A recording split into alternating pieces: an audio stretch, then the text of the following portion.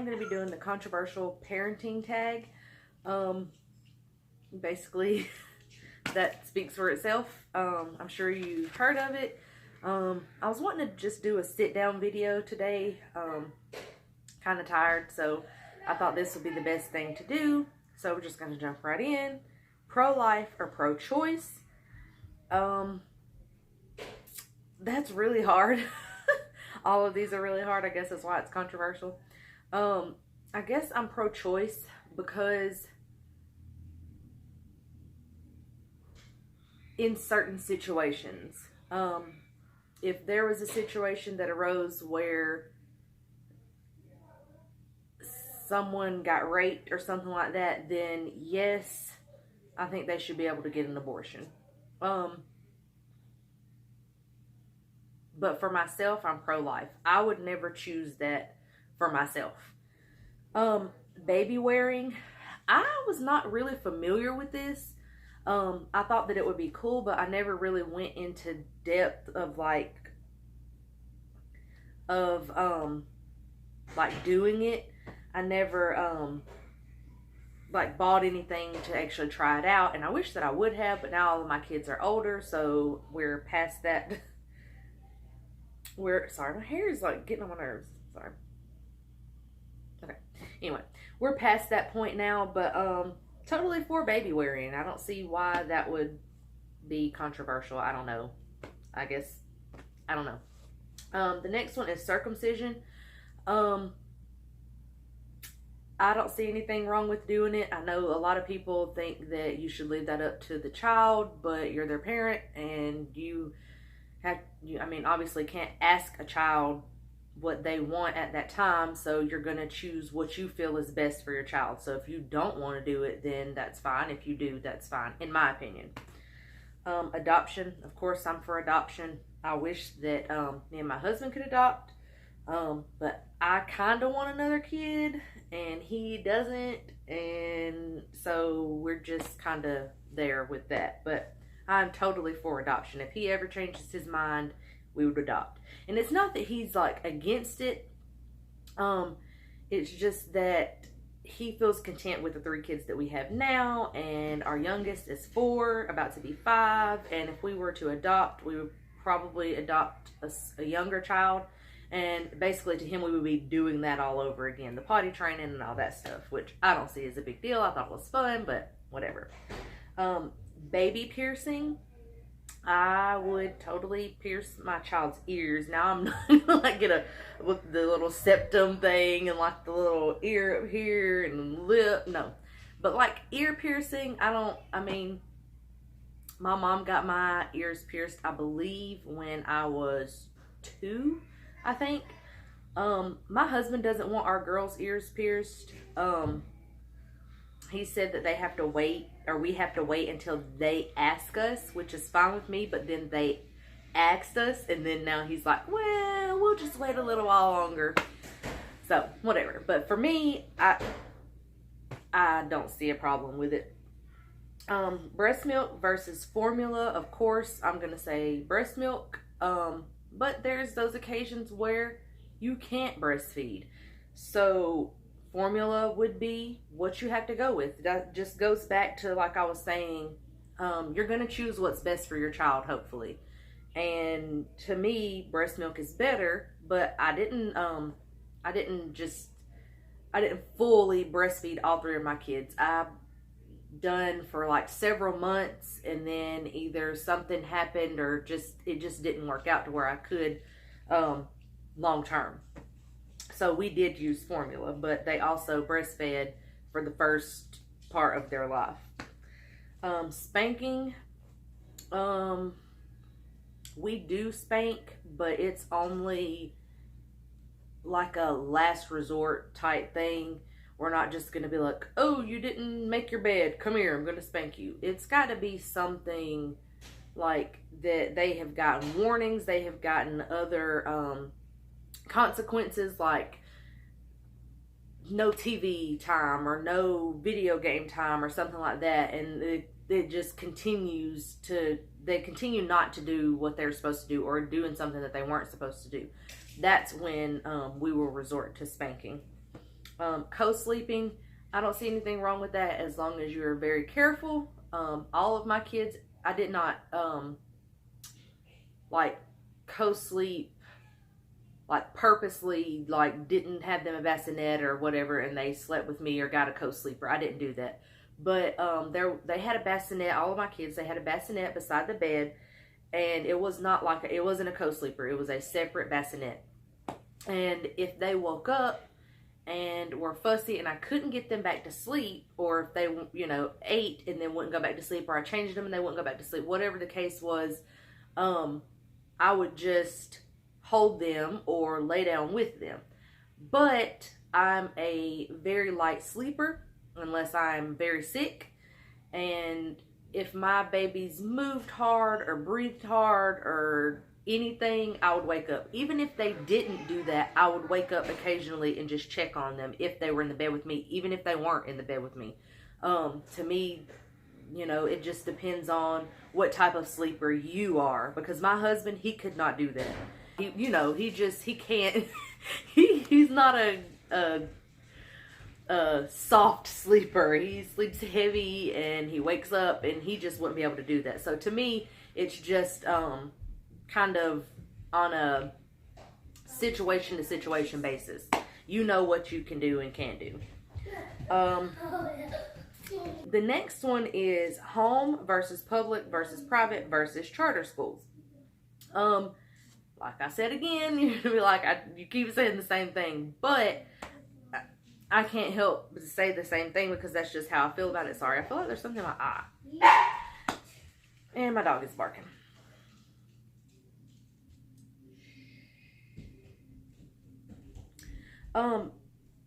Obviously, our kids done public school for a while. Noah, our youngest, she's never been to public school, and I don't plan on her going to public school. So our choice is homeschooling. But private school, charter school, whatever you have to do, once again, like I said, you're going to do what's best for your child. If a private school seems to be the best choice for you and your family, then go for it. Public school, go for it. Homeschool, go for it. I'm not exactly sure what a charter school is, but whatever. If it's what your family needs and what y'all need to do, then to me, that's just what it is. But personally, we like to homeschool, obviously. Vaccines.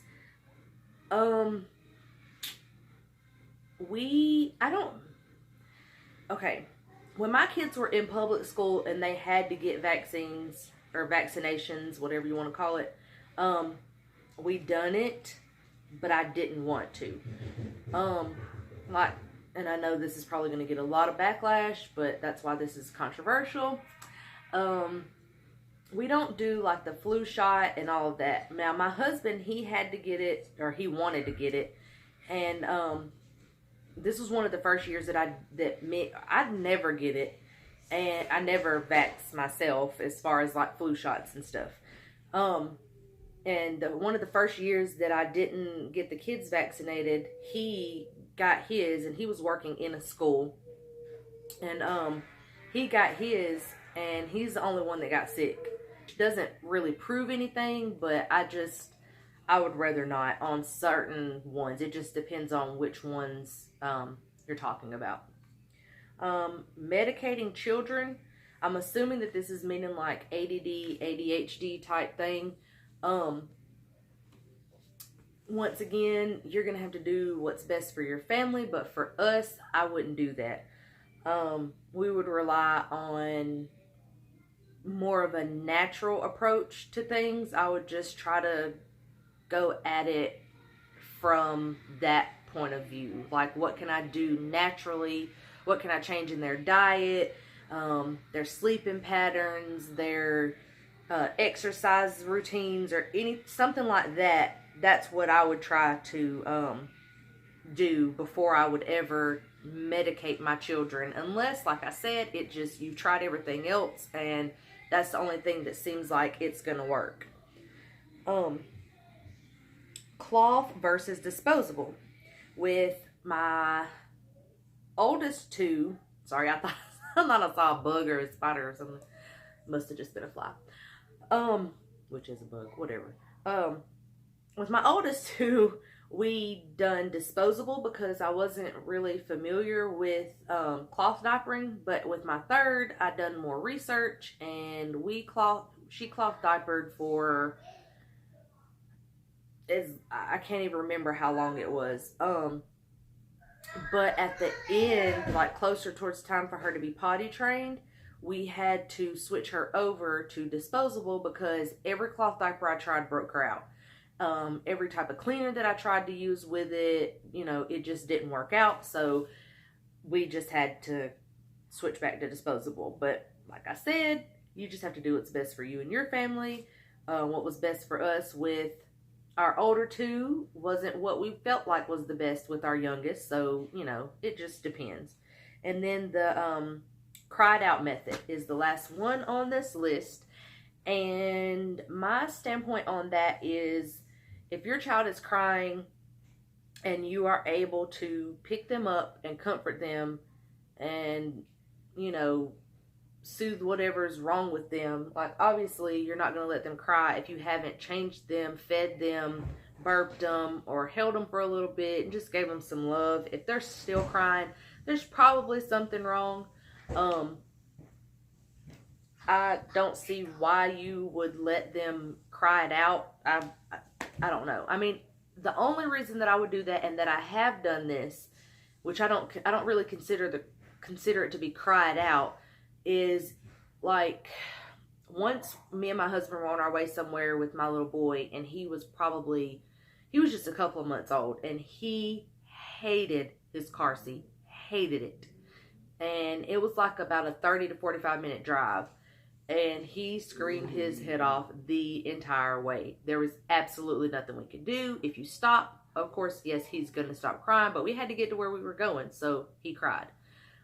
Something like that, you can't help that. Or I don't feel like I can help that. I mean, I, you know, sat with him. I would put my hands on his face. I would, you know, hold him. I would talk to him. It didn't matter what I done. He did not like it. He was going to cry regardless. So I couldn't help that. In a different situation, this has probably happened with all of mine, where you have a bad day. Everybody has bad days, and you may be frustrated, you may be tired, and you don't want to take it out on a little baby, and you don't want them to feel the frustration. So I have left mine or laid them in their crib where they couldn't go anywhere because they were little or was small enough that they weren't going to get out. And just let them cry for a few minutes and me take a breather and just kind of sit down, collect my thoughts. Not long. I'm talking maybe 5 minutes, but probably not even that long. Maybe just 3 minutes, something like that. And just kind of collect my thoughts, breathe, maybe get you a sip of water, you know, splash your face with some water, and go back after you're a little bit more calmed down. Not that you're mad, but you may just be frustrated. And I feel like babies, even kids, can sense that, especially if you're trying to soothe them, but you're not soothed yourself, or you're just flustered because of everything else that you've got to do around the house, but they won't stop crying, yada, yada, yada. To me, that's okay. But to just, your baby's crying, you didn't even check to see if their diaper's dirty, you know they're hungry, but you don't feel like feeding them, you haven't even loved on them or held them or just rocked them or sang to them, read to them, talked to them, whatever, and you're just going to let them cry. To me, that's a little bit cruel. But like I said, whatever works for your family may not work for mine, and vice versa. I hope that I did not offend anybody, but these are my views on the topics that were put on that list. I hope you have a good day. I hope you enjoyed this video, and if you have any questions about anything, even if it doesn't have anything to do with this video, you can just leave questions down below, and make sure to like, comment if you'd like to, and don't forget to subscribe and to click that little bell so you know when I put up a new video. And I'll talk to you next time, guys. Bye.